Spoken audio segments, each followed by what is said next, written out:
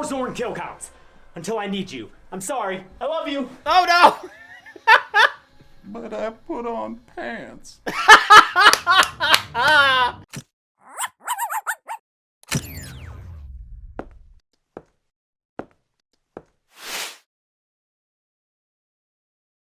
Hey guys, my name's Dan. Today's reaction comes from Dead Meat. This is Don't Breathe 2 2021 kill count. Now, whether or not this movie had to exist, I guess, is up for debate. But before I get into my thoughts, which will be at the very end of this video, we're going to find out how this was made, how it all sort of came together, and probably James's thoughts on the movie as well. So if you enjoy other Dead Meat videos, I've reacted to many of those. And then if you want to see future reactions that I do, you can go right below this video, click that like button, the subscribe button, and notification bell, because not only does that let you see past, present, and future reactions that I do, but also helps my channel out a ton. Then go on over and support Dead Meat if you haven't already. I'll leave a link to his channel down in the description. And without any further ado, let's go. Welcome to the Kill Count, where we tally up the victims in all our favorite horror movies. I'm James A. Janice, and today we're looking at Don't Breathe 2, released in 2021. This is the sequel to 2016's Don't Breathe, which was made by the guys who did the Evil Dead remake, director/co-writer Fede Alvarez and co-writer Rodo Sayagues. They returned to co-write the sequel, with Sayagues taking over as director, but their efforts fall short for me this time through, especially compared to the original. The first Don't Breathe was a tense, dark movie with a simple setup and an awesome execution. Its characters were morally ambiguous, with the blind man, who's initially a home invasion victim, turning out to be a reprehensible monster. I loved it, and was hopeful when the sequel was announced, as long as they didn't treat the blind man as a full-on protagonist. I said as much when I covered the first film. But I'm expecting it to be a twisted situation, and not one where they actually expect us to root for the guy. Don't Breathe 2 doesn't just ask you to have sympathy for its devil, it pretty much forgets that the dude's a devil at all. Anyone who skipped the first movie would have no idea that the blind man once kidnapped a woman, locked her in his basement, and artificially inseminated her with a turkey baster. Between the much less interesting characters and the perfunctory rehashing of the first movie's best parts, this is definitely a contender for sequel the world most didn't need. That being said, I guess it has kills to count, so let's get to that. But let's do it, I guess. Yeah. The movie begins like the original, with a drone shot of Detroit. Makes me homesick. Too bad, just like with the original, only a few exteriors were shot on location. The rest were faked in Europe, this time Serbia instead of Hungary. Thanks again for nothing, Rick Snyder. A house is shown to be up in flames, with a little girl survivor crawling away from the inferno. She passes out as we fade into a time jump. Nah, it's not the same. The now slightly less little girl is in the woods, sporting a Nancy Thompson white hair streak. Oh shit, and there's a Rottweiler? That's a bad omen. This Ramsey hunt ends not with a bang, but with a terrified whimper. Turns out it was a training exercise conducted by the blind man.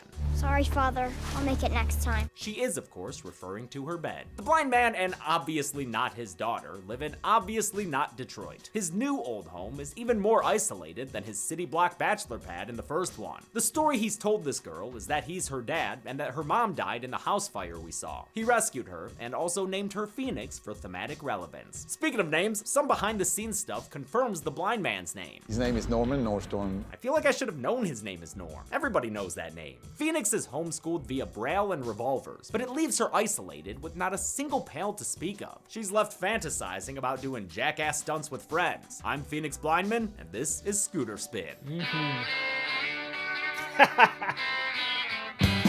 The closest thing Phoenix has to a friend is their, plant delivery woman? Hernandez is a fellow war vet who helps out the blind man, but doesn't know about his past. During a trip into town, Hernandez takes Phoenix to visit her mom's resting place in their old burnt-out home. Not exactly first on every kid's road trip wish list. I mean, it's no Cedar Point. In a public restroom, a creepy guy creepily appears. Wow, you're pretty.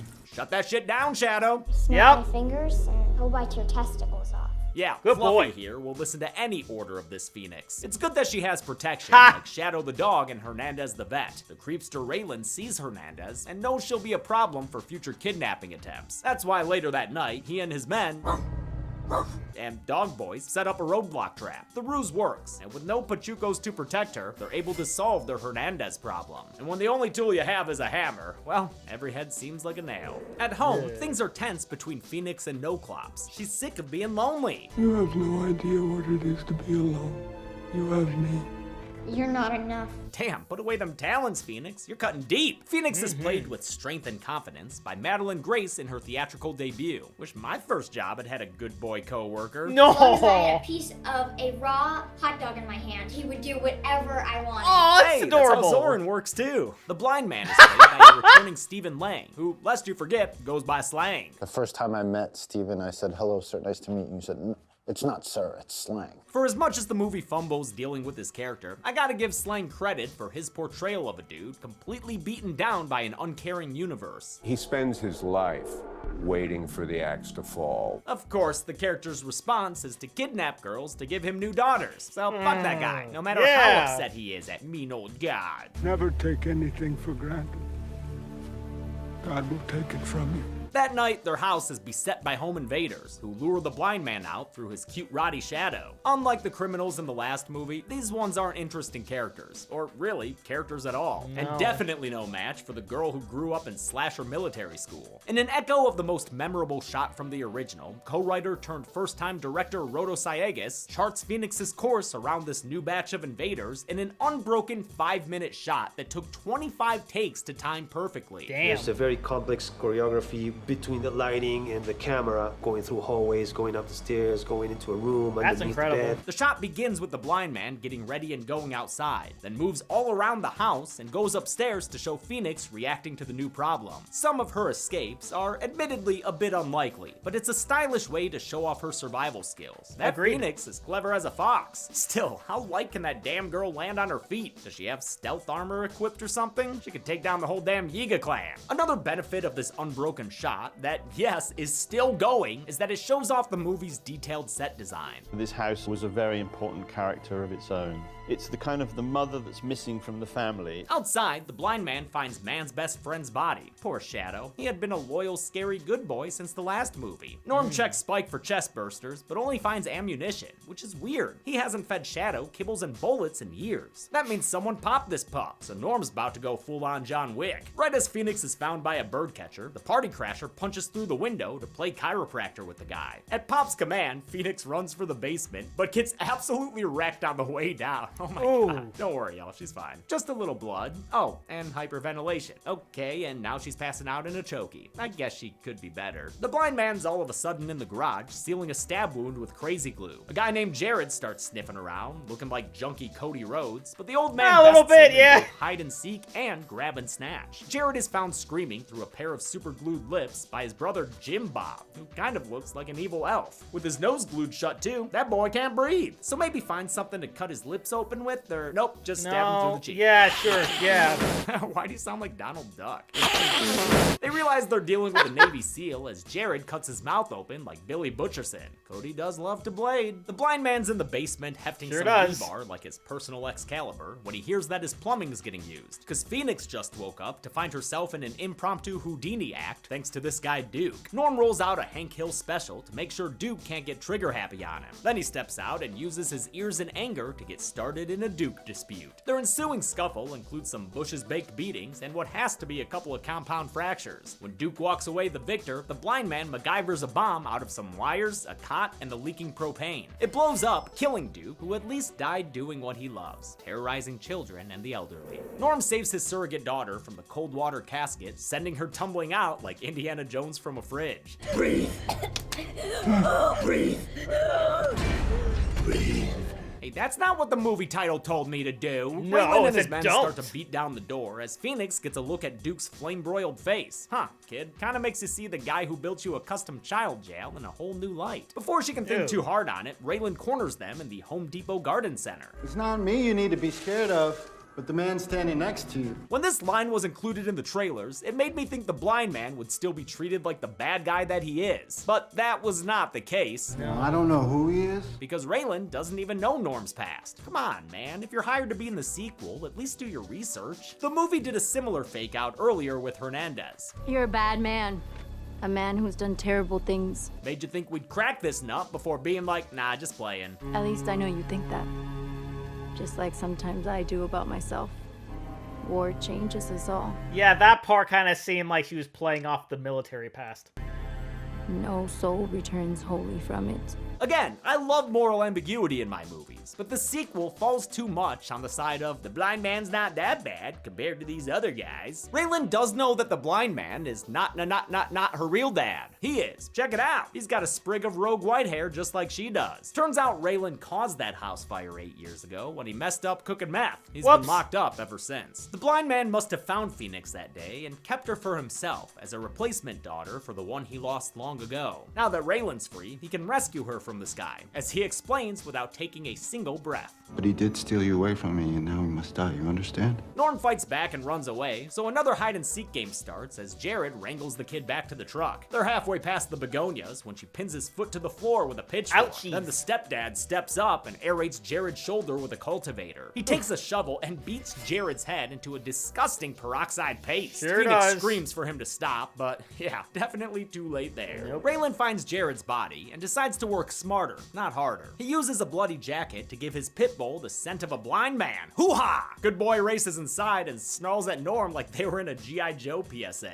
The blind man retreats to the attic while Phoenix runs into another room. There's a dog in the attic chase scene, and at one point, blind man has the chance to kill the pup, but doesn't. I mean, sure, he'll rape a woman with a syringe of his semen and hold her captive as an incubator, but at least he won't shoot a dog, right? Makes you really root for the guy. Phoenix makes another escape attempt that shows off more of her moxie, but she doesn't get far before being snatched up by Raylan's right-hand man, Raul. She's put in Raylan's truck as the blind man figures out a way to ethically escape the dog and go re-kidnap his not daughter. Slang saw the blind man's unlikely kindness to dogs as a sort of kinship. He's like that dog that has been knocked around so much that you'd be a fool to try to pet it. Raylan celebrates his family reunion by cracking open a cooler of cocktails. Molotov, that is. He's gonna burn this bitch down. Raul points out that his dog is still inside, but Raylan says fuck the pup, pointing him due evil on this franchise's shaky moral compass. The blind dog lover rescues the pit bull and tumbles out a window before Julianne mooring his way to safety, and yet another callback to the much better first film. Phoenix is taken to an abandoned hotel in the city, where she wakes up in a room with a piano bar and a fish tank. Score! Her new dad, Raylan, welcomes her to the dollhouse and says she's free to come and go as she pleases. She only wants to stay long enough to learn her birthday and her real name.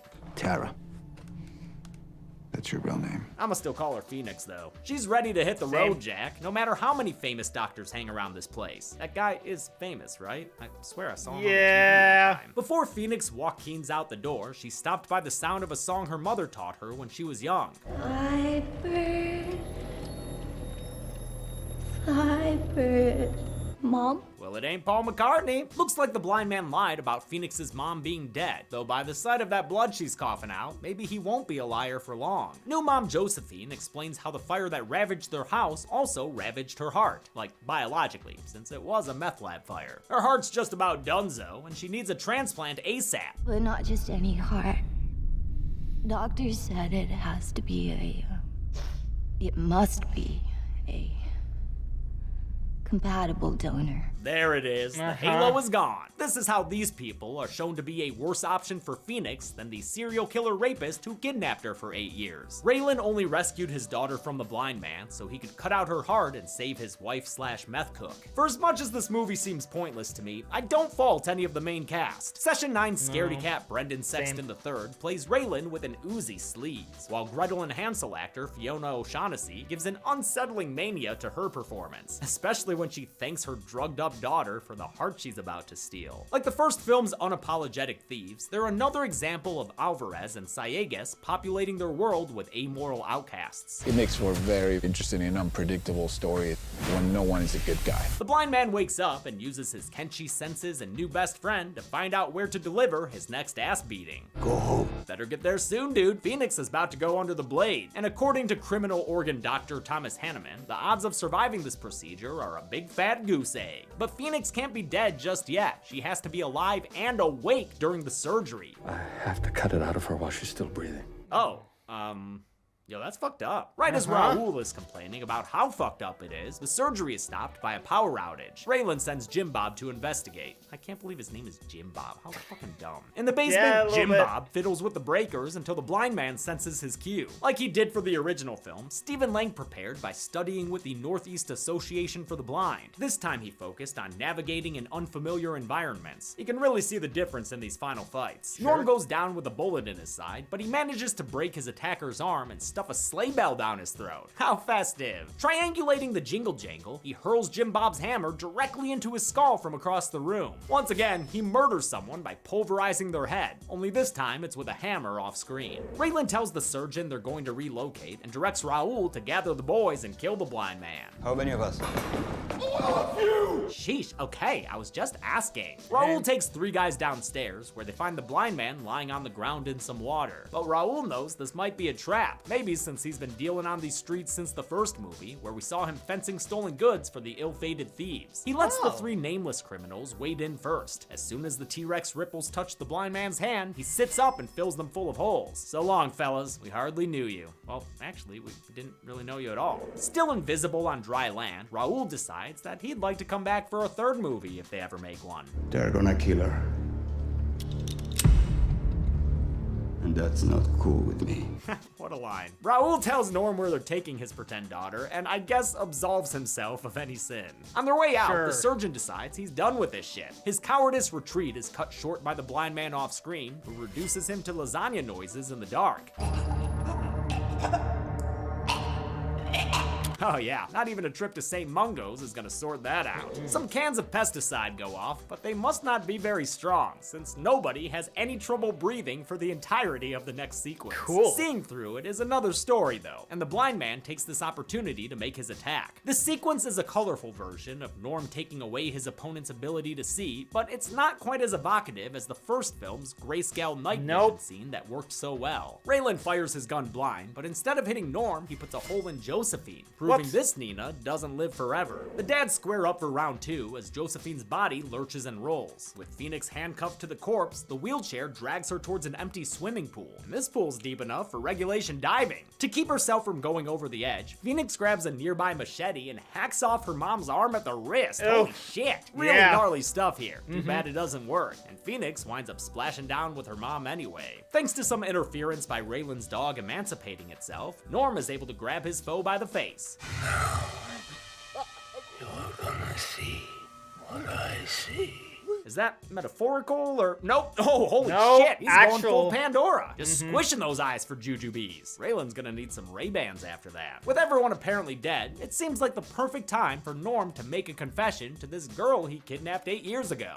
I am no father. Okay, Mr. Man, but is that all? I have killed. Movie's ending soon. Anything else you want to add? I have raped. There it is. Some last-minute character growth from a guy who once declared, Not a rapist. Norm revels in the shame and self-pity and tells Phoenix to leave him to die alone. She does, and that's when Raylan comes back, badder and blinder than ever. He tees up the blind man for a throat slit, but is stopped by a Freddy vs. Jason machete through the sternum. Phoenix has returned, and she's picked favorites among her fathers. This homeless horse is put down and tumbles into the pool to die right next to his already dead wife. Aw, that's nice. Phoenix tells the blind man to hang on because she can save him, but he says that's not necessary. You already have. With that, he gives up the good fight and apparently dies. There is a mid-credit shot of his body, but it never shows any definitive signs of life. Since I have doubts about another sequel getting made, I'm calling it here. The blind man is dead. With her mother, father, and fake father all having died within about 10 minutes, Phoenix immediately walks to the nearest kids shelter. The movie sunsets with this little darling asking Phoenix her name. What's it gonna be? Rachel Grace Skywalker? Something new to start afresh? Or maybe... My name is Phoenix. Or just go with the kidnapper's name. Okay, how many one-note criminals got blindsided in this unnecessary sequel? Let's find out and get to the number. Oh. Hey, it's Zoran. Oh, shit. Oh, no. James! I'm here to talk to you about doing another kill count, huh? Where you hiding, in here? Nah, it's the prop closet. Yeah. You doing your live streams? You love doing live streams. As much as you love playing Sea of Thieves. Oh, God. Oh, man. Oh no. Is this one of the? Oh, this is for the Chucky recounts. Oh, I Oh, want nice. this. Please, I will take this. I could take this from your house right now. No, I'm a good employee. Sure. Where are you, man? I just want to talk about doing more kill counts. You in the bathroom? He really doesn't want to give it up anymore, huh? Yeah. Now that he's back, he's back. I want to open the bathroom without knocking first, but what do you think about doing Starship Troopers? Right? That's not really fully horror, but there's horrific stuff. I know Sure. people want me to do Critters. Yep. They Talk Season 2, but that's a lot of... Oh! No! Damn. No more Zorn kill counts! Until I need you. I'm sorry. I love you. Oh no! But I put on pants. Oh, 11 lovely. people died in Don't Breathe 2, with the victims consisting of 9 men and 2 women. That's a mostly blue pie chart that actually matches the breakdown we just saw recently in Would You Rather, along with a few other older episodes. Okay. It's also nearly 4 times the victims in Don't Breathe 1. With a runtime of 98 minutes, that left us with a kill on average every 8.17 minutes. I'll give the golden chainsaw for coolest kill to Jared. I can't show it in the public version of this video, but his face gets fucked up. The all machete for lamest kill will go to Phoenix's mom, Josephine. A single shot to the stomach put her down. Oh, and probably breathing in all that meth lab fire smoke. Yep. And that's it. Don't Breathe 2 came out in 2021, and though the filmmakers have discussed a 3rd film, again, I have my doubts. Oh. Until next time, I'm James A. Janice. This has been the Kill Count. On the next Kill Count. At St. Mariana's Home for Girls, we have all Oh, kinds of orphans snap. to choose from. Playful orphans, artistic orphans, even orphans made of snow. Snow orphan? Snorphin. And we take pride in pairing our little miracles with the perfect family. I'm gonna take the love that we felt for Jessica and I want to give it to somebody who really needs it. Well then, our newest addition might be perfect for you. My name is Esther. Esther has a unique fashion sense, Don't you think it's pretty? an adorably untraceable accent, It's perfect. and is great at teaching kids life lessons. Put it out of its misery. Oh. Sure, she has a bit of a mysterious past, Oh The boy. family that brought her to America died in a house fire. My God. but no need to have any of those awkward sex talks with her. When grown-ups love each other very, very much. I know. They fuck. Oh! Just remember, whatever you do, don't touch her ribbons. You've been warned. This week, find out what's really wrong with Esther by watching Orphan. That's a wonderful idea. And seriously, watch it for yourself without spoilers. You won't regret it. I have a special surprise for you, Mommy. Then on Friday, tune in for the Kill Count, only on Dead Meat. I think there could be something wrong with Esther. Orphan can currently be watched on the pictured streaming platform. Yeah, I've been looking forward to watching it. I haven't actually seen that yet, but I have had it on my list of things to watch for the future. As far as this goes, as he said, very unnecessary. There were some parts that didn't really make any sense to me, like how they didn't know how they knew exactly where he lived. They didn't really say like sort of like imply that like, okay, we knew that you did this, this, and this, but they never really said like, okay, then this is how we know where this person, this is how we know how this guy lives here, because I don't know, maybe they followed the girl who was driving at some point. They didn't say that at all. They even imply that, so I thought that was a bit weird. And then the whole point of this was for them to get the girl back to do this heart transplant or whatever. Then if they were going to do that, why did that one guy lock her up in that thing and basically leave her there to die? Because I'm pretty sure that was what the goal was there, or at least to like lock her in there so like she wouldn't get out. It was that part is kind of weird to me, just thinking about it in hindsight. I definitely do not fault any of the actors or actresses in this. The girl who plays Phoenix, huge star in this one. She probably did the best job. And that scene to where that was continuous for a while, and the fact that they did it the way they did it was pretty awesome. It's not as awesome considering how many takes it took, but that's pretty impressive to see, because not many films do that, so I always appreciate that. So that's going to do it for me here. But before I go, though, I want to give a huge shout out to all my $5 and up supporters on Patreon. Marvin Espinoza, Cruising, Wolverine 310, Multi-Disturbed 666, Jordan Bird, Lauren Davenport, Kester Kronich, Amber K, Raymond Bright, Angel Garcia, Joshi, Chris Curtis, and Gaga Di Chima. And if you too like to have your name read at each and every one of my videos, plus many other fun goodies, if you have me react to a past kill count or two, please head on over to patreon.com/Reactor. Link will be right there in the description with many different tiers for you to choose from. And if you'd like to have an easier way to get in contact with me, you can head on over and join the channel Discord, chat with others about different reactions that I've done, find out a little bit more about me, because I'm basically on there every time that I'm not sleeping. And with that being said, comment down below, let me know what did you think about Don't Breathe 2. Please leave a like if you enjoyed. Also want to see past reactions I've done to other Dead Meat videos. I got a nice playlist right over there for you. Share this video, subscribe if you haven't subscribed already, ring the notification bell because I put new videos every single day, and I'll see you guys next time.